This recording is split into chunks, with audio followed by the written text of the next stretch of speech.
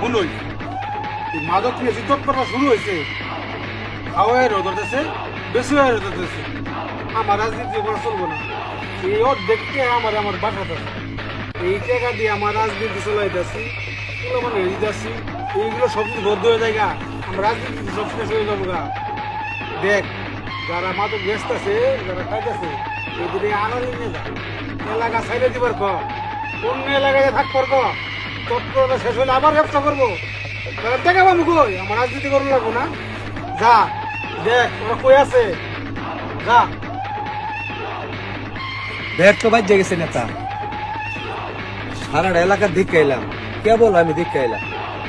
সাধারণ মানুষ মাদকের পিছে লেগে বসে, এখন তো আমার মাথায় ধরতেছে না। দুইটা কোটি আর মাদক যে চালানটা নিয়ে আইলেন, এখন এটা কি করবো আমার মাথায় ধরতেছে না। এখন কি একটা বুদ্ধি দেবেন দিন আপনি। এই আমার কি বাচ্চা নেতা মনে করছস? এই এলাকার বিচার শালি সবকিছু আমি করি। যারা আগে ব্যবসা করতো, যারা বেচতো, পোলা মানে খাইতো, সব নিচে খাওয়া হয়ে গেছে গা। দুইটা চারটা দিনে করে আরামে থাকবার ক, এক সপ্তাহ পরে দেখবি যে আন্দোলন শেষ। পোলা মানে মারামারি, বউ গেছে গা, সব তো আমার কাছে আয়ে।